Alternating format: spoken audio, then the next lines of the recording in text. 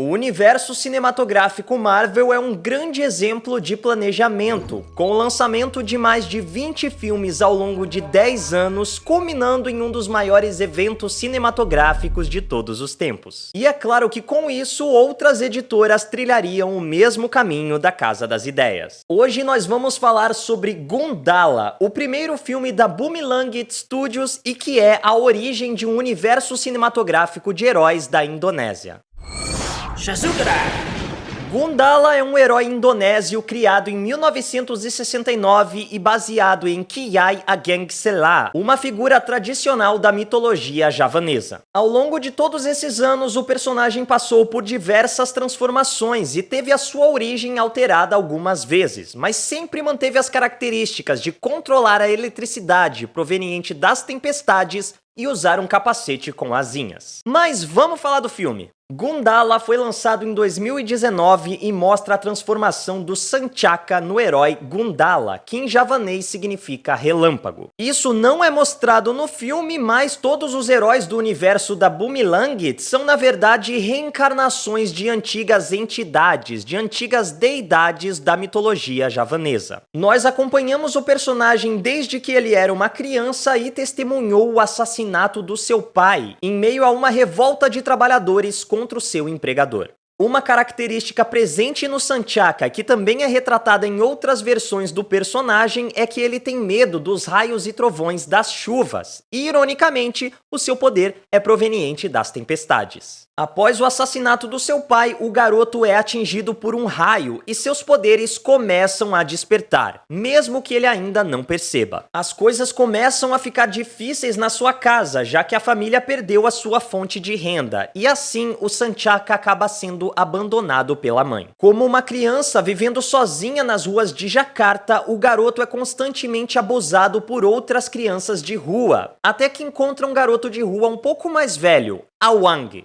que o ensina a sabedoria das ruas e algumas técnicas de artes marciais. Nós temos um salto no tempo e vemos Sanchaka já adulto, alternando turnos como técnico de prensas e guarda noturno em uma editora de jornais. O filme mostra como a sociedade indonésia está corrompida, já que tanto a política quanto as ruas são controladas pelo mafioso Pankor. O Pankor, inclusive, é um vilão muito interessante. Os seus pais foram assassinados em um incêndio que acabou por deixar metade do seu corpo queimado. Depois disso, o seu tio o abandonou em um orfanato para ficar com a sua herança. Mas nesse orfanato, as crianças eram abusadas e torturadas pelos seus cuidadores. O Pankor então organizou uma revolta que culminou no assassinato dos adultos e o transformou no líder dos órfãos. E foi assim que ele se tornou o líder de uma grande máfia, sempre acolhendo crianças órfãs e dando oportunidades a elas, colocando elas em posições influentes dentro da sociedade. Assim, todas elas são muito gratas pelo que o Pankor fez. Tanto é que os órfãos chamam ele de papai.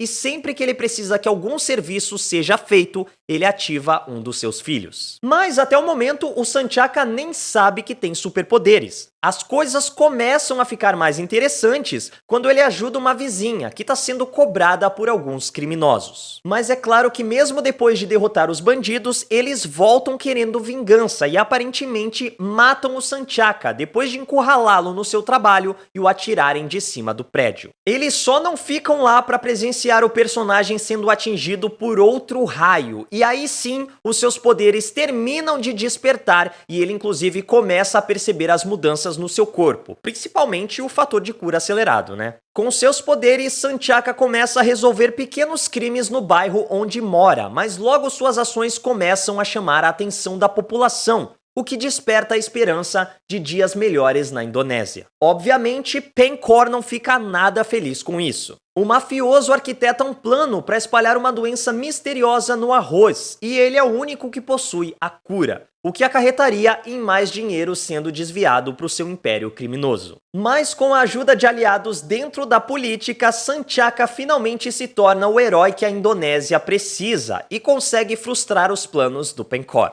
Ele só não contava com o despertar de um antigo inimigo, Ki Willawuk, um guerreiro místico imortal que foi aprisionado pelas encarnações anteriores dos heróis e que agora despertou querendo vingança. Mas essa é uma história que nós provavelmente só veremos nas próximas produções. E é assim que o filme termina. No geral, a trama de Gundala é interessante. Ele bebe muito dos conceitos dos quadrinhos americanos e a trama do vilão, apesar de absurda, é muito divertida. Pô, uma máfia formada por órfãos cujas relações foram estabelecidas desde o orfanato? Caraca, é uma ideia irada! O que você pode estranhar no filme são as atuações, porque no geral a gente tá acostumado com o estilo americano de atuar, enquanto as atuações desse filme se aproximam muito mais do que a gente tem no leste asiático. Os doramas e as produções japonesas, por exemplo. As caras e bocas são mais exageradas, as falas são mais enérgicas, algumas situações até parecem bem artificiais. Mas esse é o estilo de atuação padrão para eles. Então quando você percebe isso, quando você aceita isso,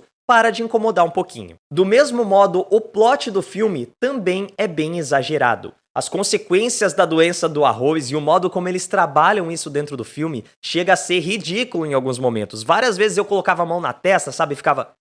Mano, não é possível que eles estão fazendo isso. Outras situações também são muito caricatas. O Sanchaka toda hora tomando raio na cabeça desde criança. Você fica maluco, o que é isso? A criança é um para-raio. Assim como as cenas de perseguição que sempre são resolvidas na paulada. Eu fiquei pensando, rapaz, deve ser muito perigoso você andar pelas ruas da Indonésia, porque tá todo mundo com um cepo de madeira ali. Mas o filme é tão bem feitinho, sabe? As coreografias das cenas de luta são bem executadas, a gente tem até alguns planos sequências que são bem dirigidos, a fotografia é muito bonita. Eu só confesso que queria ver mais do herói usando os seus poderes. Raios, eletricidade, né? Sempre dão efeitos muito impactantes. E quando o Sanchaka luta usando os seus poderes, é muito legal de se ver, mas isso não acontece muito ao longo do filme. E às vezes que acontece, parece que é quase sem querer. Ele ainda tá aprendendo a usar os seus poderes e por isso fica essa sensação de querer ver mais. Nós também temos a introdução de uma personagem misteriosa, que a cena pós-créditos revela ser Sri Asi,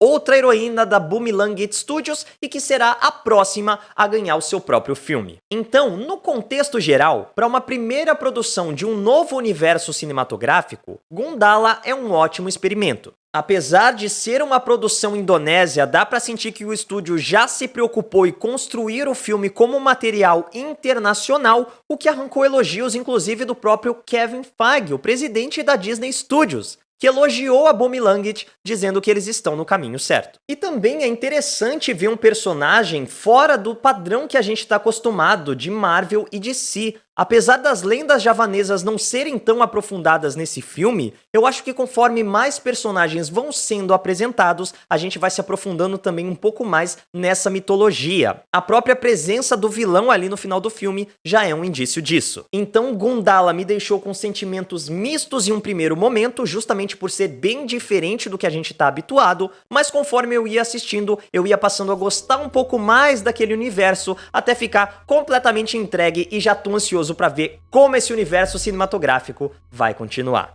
Mas e você? Já conhecia o personagem? Comenta aí embaixo o que você achou e a gente se vê no próximo vídeo. É isso, Legionários, e que a força esteja com vocês.